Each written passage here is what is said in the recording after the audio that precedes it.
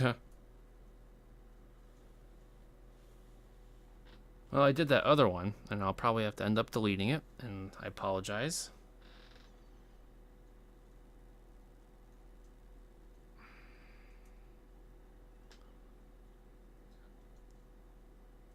Didn't have any audio on my last stream. Spent a half an hour talking to nobody can hear me. Classic.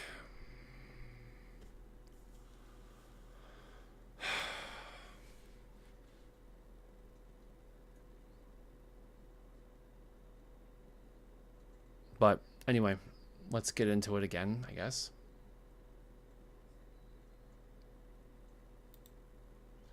So as I was saying, for over half an hour,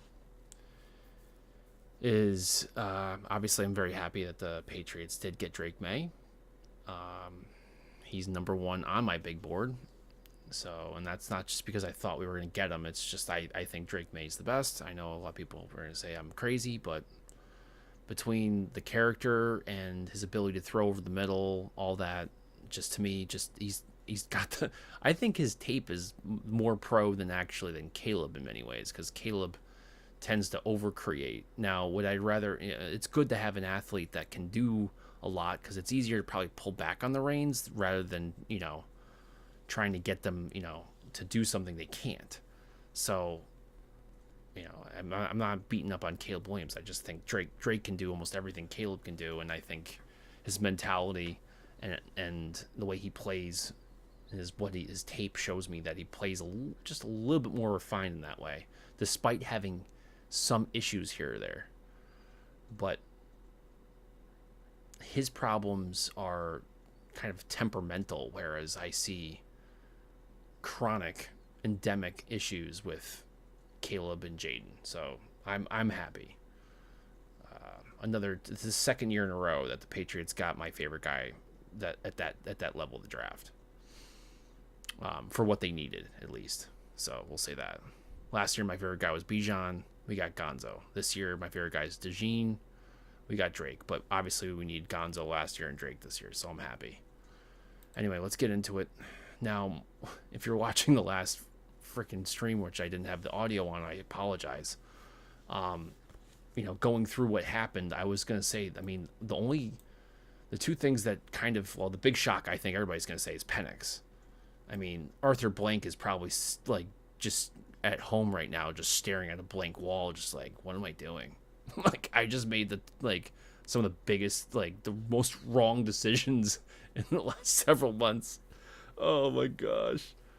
You just paid, what are you paying Kirk, $200 million or something like that?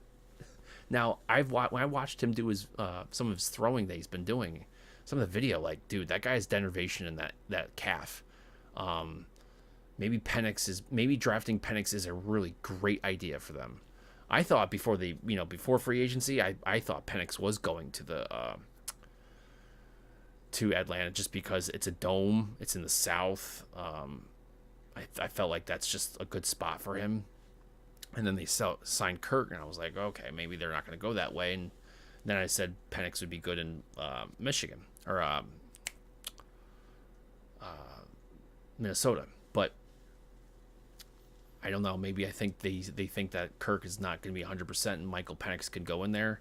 But turns out that Atlanta has now two quarterbacks that have more hardware in their body than Home Depot. So good luck with that.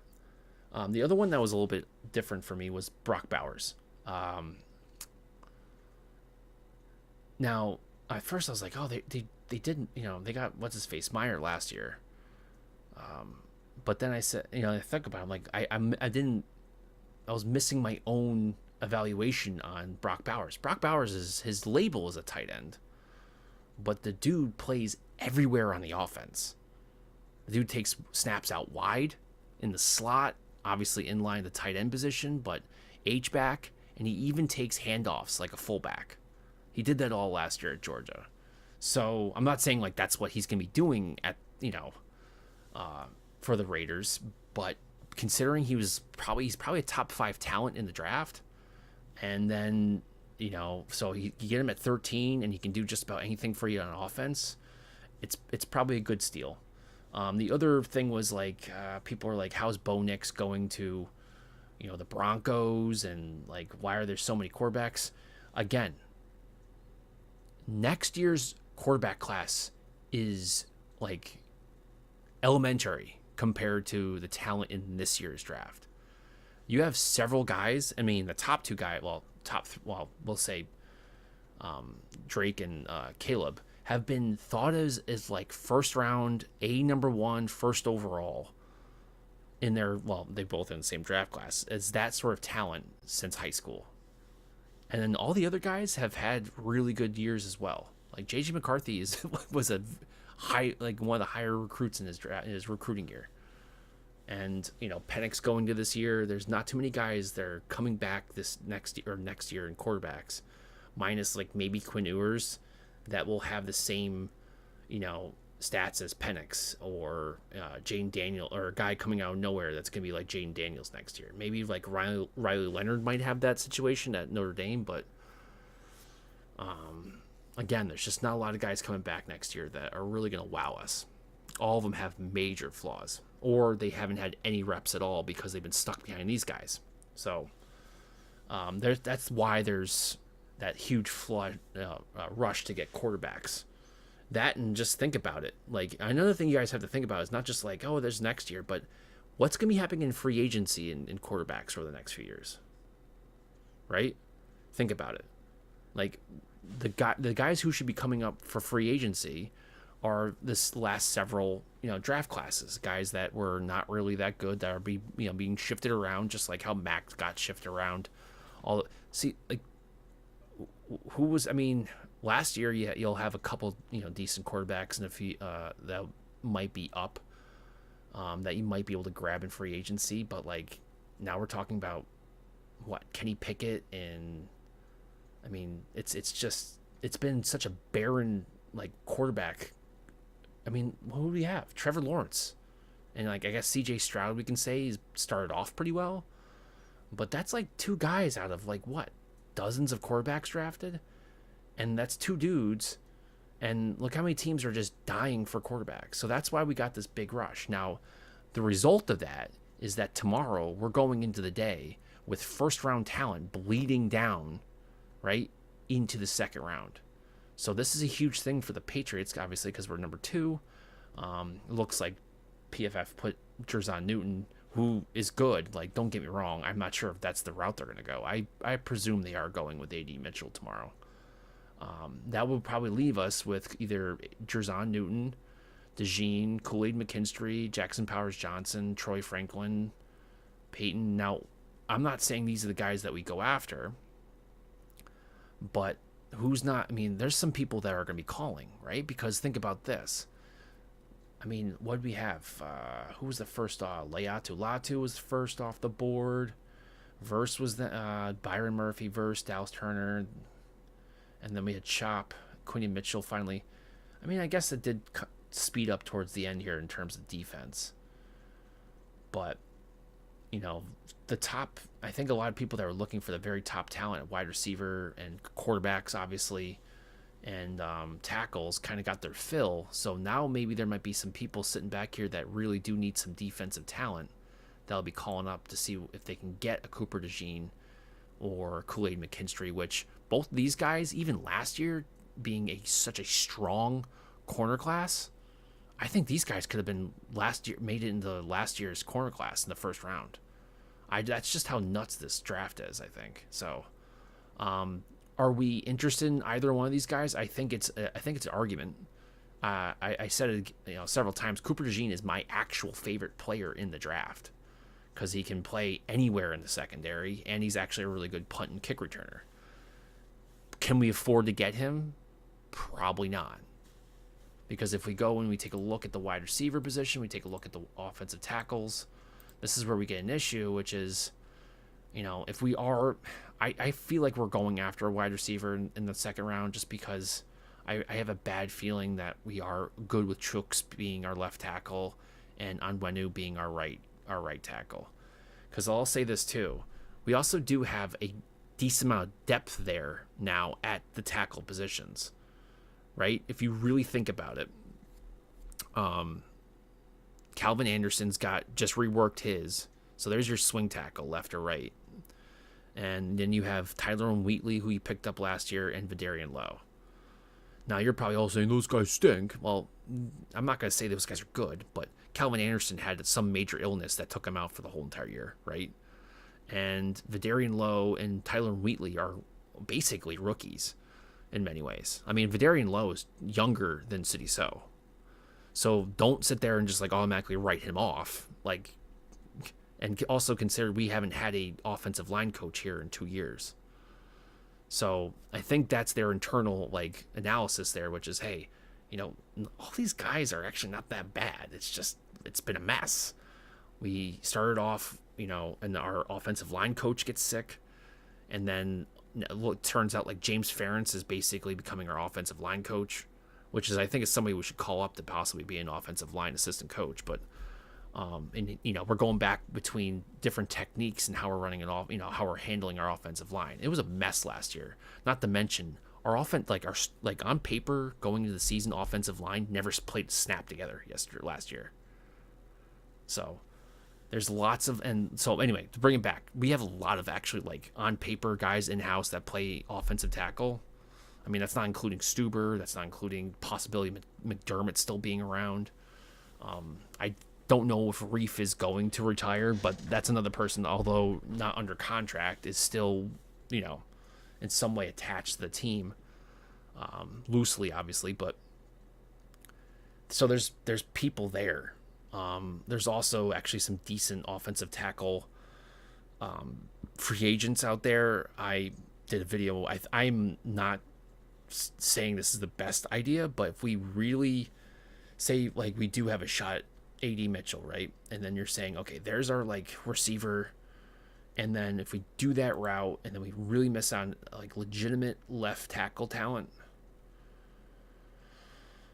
or there's something here that we really want, this is what I'm talking about.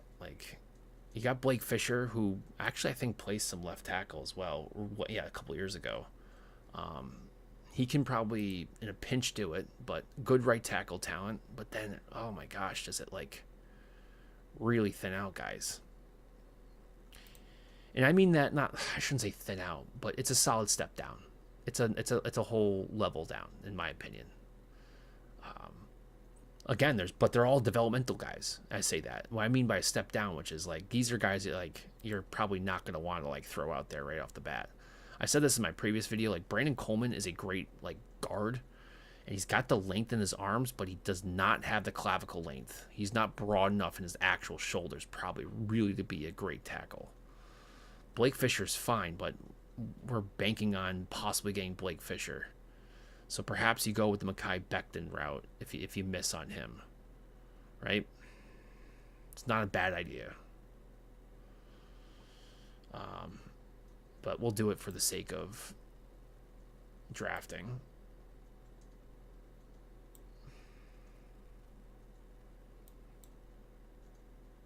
And then from there, I mean, you can go, you can do almost anything from here. Edge guys you can go after. Wiley wouldn't be a bad one. Kinchins wouldn't be a bad one if they're really there. Braylon Allen, Devondre Sweat would be also a good idea. I also don't mind getting Brendan Rice in the 4th round if he's around. Flournoy is another guy that you can consider. He's not in this system. And that's another thing you guys, we can talk about this, over and over. But,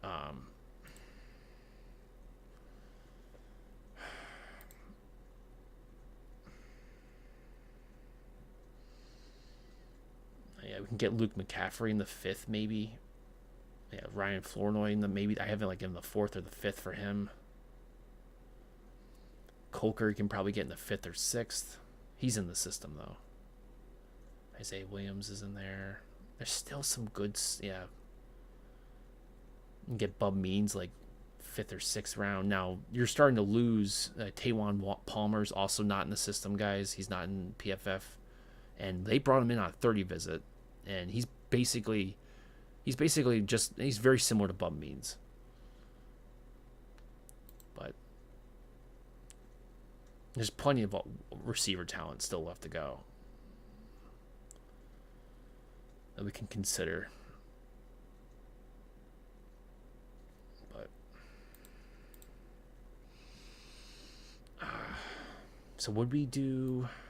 I guess if you had the shot here, maybe you'd go. I mean, Jamari Thrash is not a bad idea, but he's a Z. Too small, too small, too small.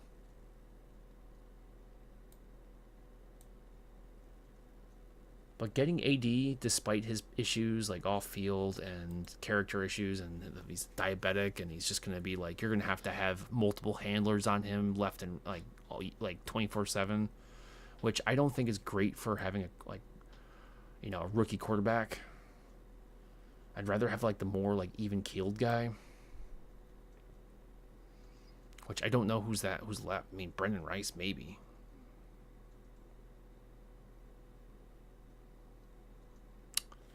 Shoot, Javon Baker. If we go. Yeah, this is what I'm talking about. It's like I think we're probably gonna miss on something. We're not. I mean, you'll get something, but don't be surprised if they go after the second and that third pick. You're like, all right, we got the wide receiver now. We get the tackle, and then it turns out to be like a defensive player, or vice versa. Like we got our tackle. Let's go get that wide receiver, and it's like. The next best guys on the board really in terms of talent are like slot guys, and so you have to wait. So maybe you are looking at like a Jared Wiley. That wouldn't be a bad pick. I'd like Sinnott a little bit more, but in terms of receiver, Wiley's dangerous. That guy's a seam ripper. Him right up the middle, just throw it up, and he's gonna catch it in stride, and he's gone. I'm big on Braylon Allen. I know I almost every draft I try to get Braylon Allen just because he's young. He's 240 pounds, runs like a 4.4. Guy's an absolute monster. Now you get rid of the hip drop rule, and if you don't stop him in the first 5 yards, like him in the open field is going to be an issue. Like you can't be a safety who's just going to grab his hip and try to snap his ankle. It's not going to work anymore. And him in the 5th round, I think that's a steal. So I'm still going to draft him that way. So that would give us like 6th or 7th round. Yeah, we go our first 6th rounder. Maybe go after another wide receiver if they're there. Josh Newton would be a steal here. I'm still a Dylan Laube fan. I'm not going to apologize for it either. Even if you're to get 2 running backs, I'm not gonna he's not to me he's very Christian McCaffrey-esque. Like he can do just about anything, and he's definitely the best punt and kick returner. And considering the new kick return rules, it's probably underrated. How important he would be. What do we got here?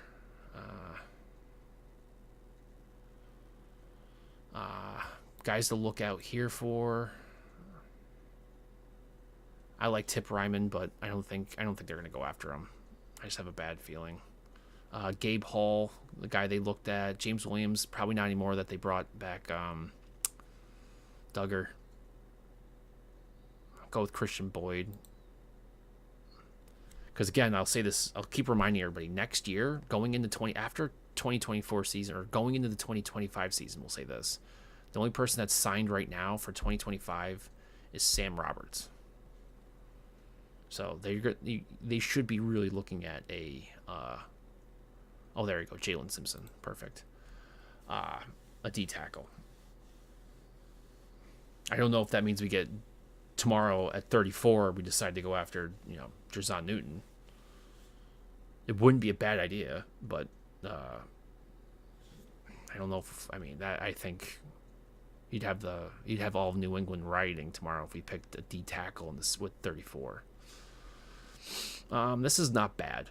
I know the double running back thing is probably irking you, but again, don't look at, this guy plays 11% of his snaps last year, was not just from receiving, 11% of his snaps were at the slot position last year. He has the most all-purpose yards in this whole entire draft. The whole draft. All-purpose yards, Dylan Laube.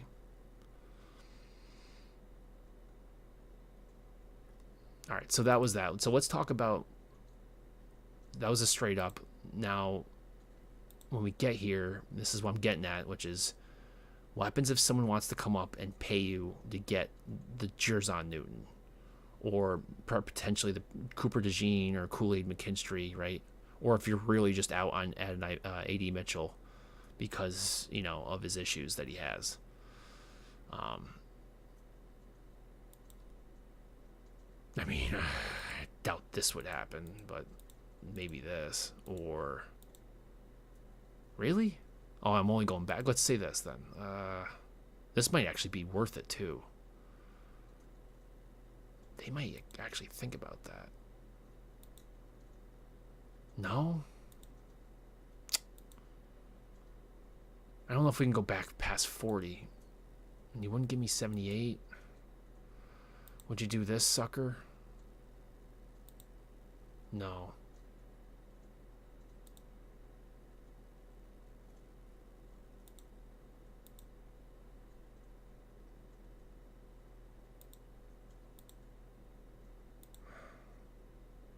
I don't think that. Oh my gosh, Jerzon Newton's still there? Did he, like, kill somebody or something? I just. Huh. Interesting. So I would do this.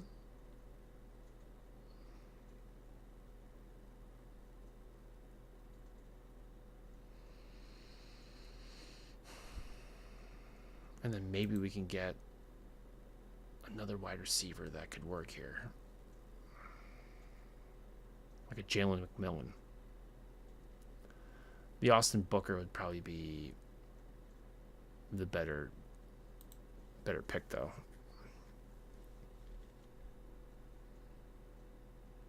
Oh, Braylon Trice would be nice, too. Man, keep forgetting about Braylon Trice. He would be a great Judon replacement.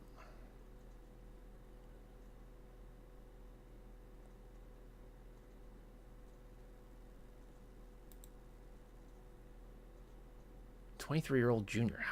How's that even happen? Jeez.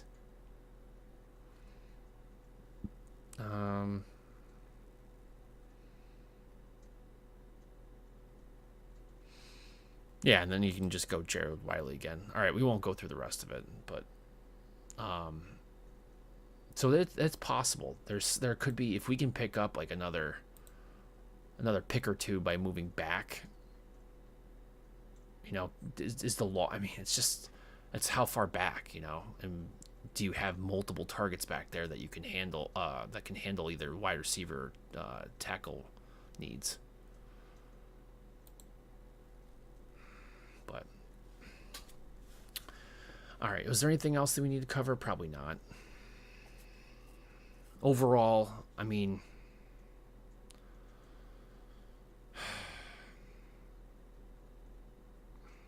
yeah, I guess we can go Tip Ryman.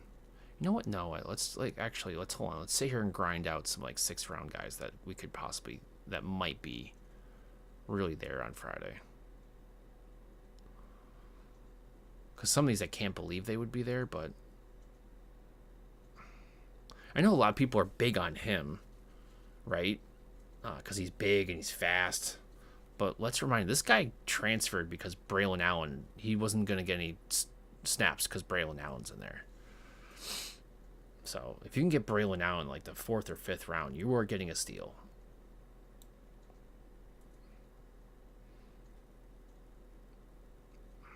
Linebackers.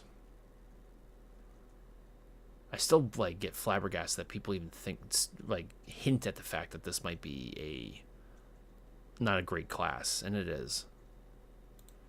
Because let's even talk about this for a moment. Like, I'm gonna go. We're going like to the back end of this, way down. Wow, like, this guy didn't have a great year this year, and that's probably why he's at 316. But he tested out better than most wide receivers, and like last year he had a great year. Yeah, he didn't have a great year this year. So, but like, I don't know what happened. I don't know what the deal was. I didn't watch too much Sac State this year. but this guy could play like when he's on. Jason Bean's another dude that like freakish athlete as a quarterback. Now I'm not saying like we don't, but here's the thing: maybe we might be looking at a Jason Bean. I just don't know if he's gonna be drafted. These are guys you have to really keep an eye on, because if we get to the end of day 3 and everybody's like, oh, we didn't get this, we didn't get that, or we didn't get like, we might not get like 3 wide receivers in this draft class, guys. But there's plenty of dudes in this back end of this draft that are legitimate like talents. Like Hayden Hatton is one of your most productive wide receivers in all of college football. The guy's got stats. He's still young. Never got really that much beat up in terms of like And then offensive line, like this guy tested out and he's got good stats too. This guy probably won't be drafted, guys. Khalid Duke is also another he's pretty decent. Look at this. Guy had 6 sacks this year. Now he's a pure edge rusher. I mean, he's a third down guy, but this guy might be able to be picked up UDFA. He's a good solid linebacker. We even talked to this guy. This guy was at the Senior Bowl.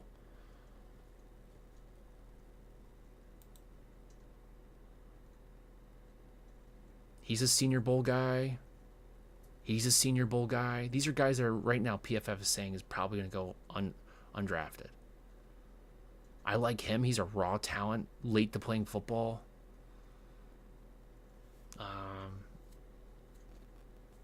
This guy's a freak, and he's a local guy. I mean, local, and then he went to Holy Cross. But this guy could be some guy we just call up. Don't be surprised if day 4, quote unquote, UDFA, this guy's being called up. This is one of your best. This guy has some. What is he? He's like probably, he's got second and forced interception, incompletions. It's nuts, guys. He's a good special teams dude. This guy's actually local. Josh Wallace is from Massachusetts, and I think he went to UMass before, right? Look at that. Look at these stats. Look at the grades this guy had. UDFA, easy call.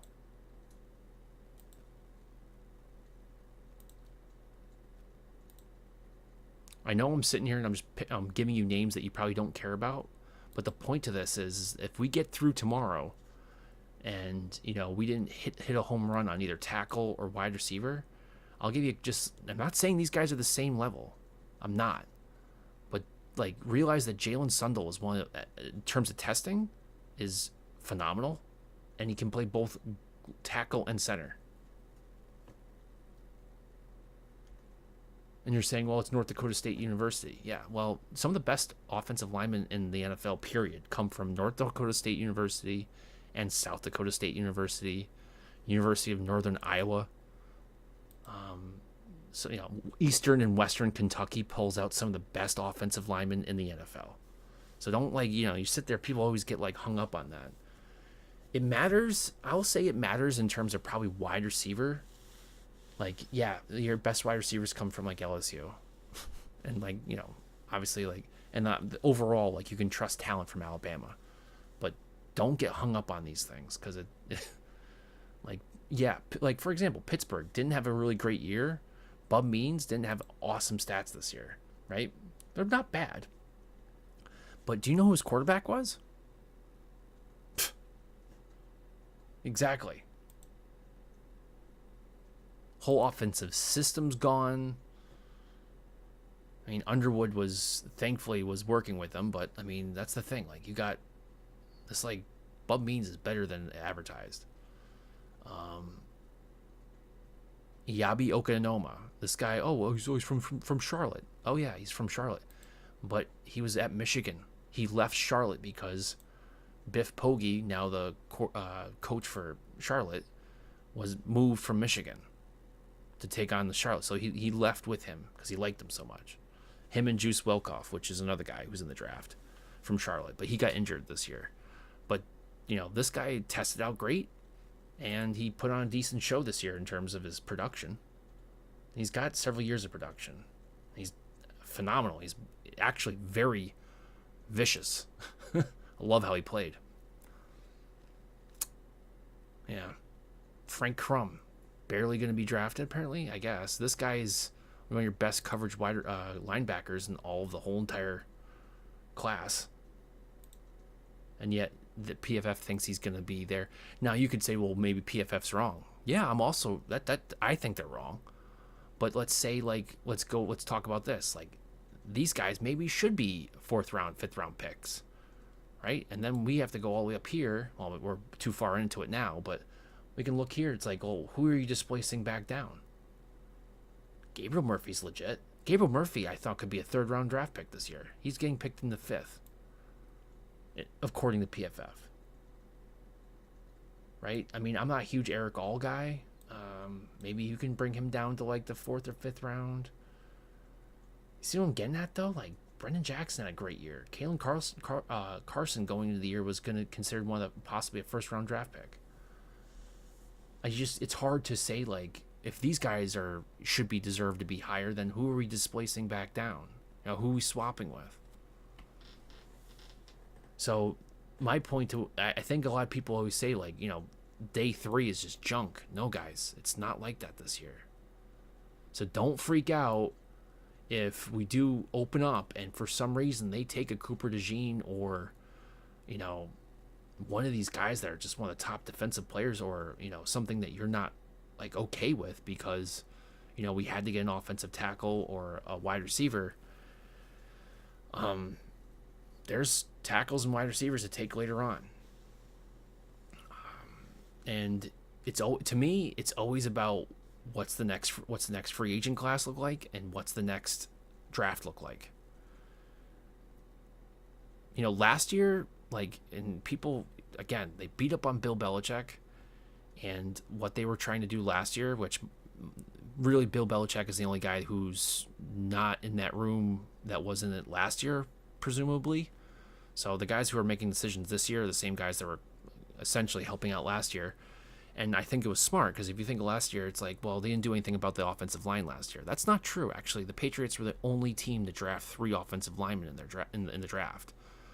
And they're like, well, there were guards. Well, why did we draft guards? Well, because the offensive line class last year sucked. They knew the tackle class this year, good. So when you want to draft, why would you want to draft like 6th round talent in the 4th round in offensive line, or 7th round talent in the 5th or round, when you can get like quality guards at the proper valuation for their draft? Like Jake Andrews, was a good center. He's probably the 3rd or 4th best center last year. You got him in the 4th round. Now, am I gonna say I was a huge DeJuan Jones fan? I thought that was a massive miss. In the 4th round, you take a shot at that. I'm not saying last year was perfect by any means,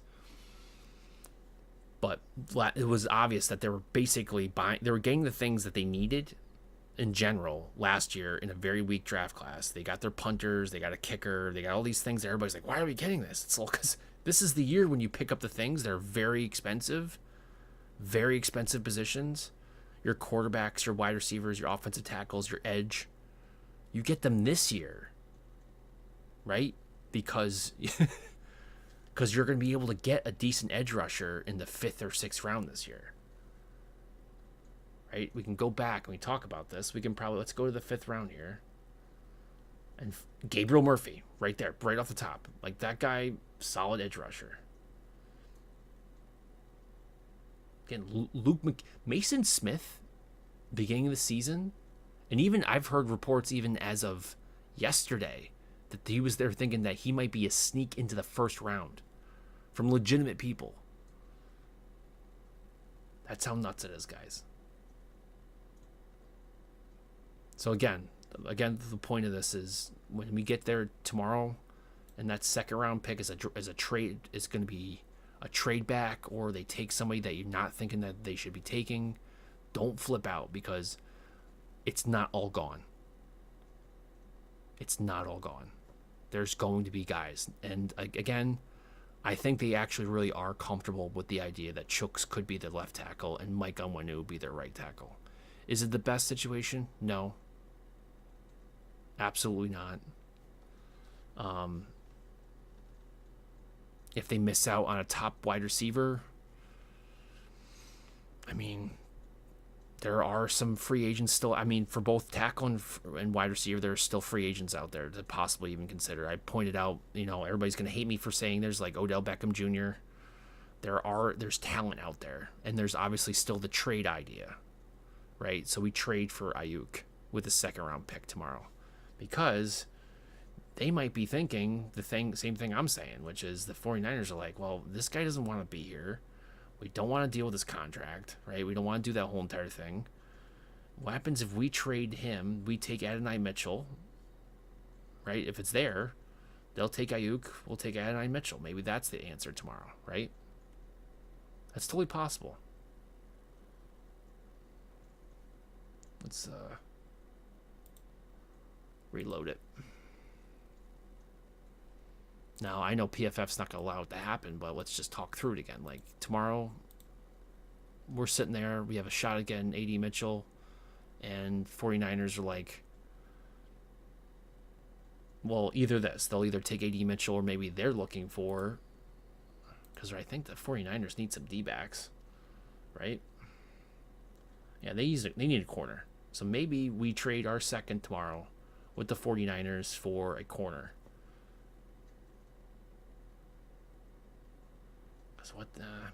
Yeah, they might be able to still pick up a quarterback later on. Now, a top-tier corner?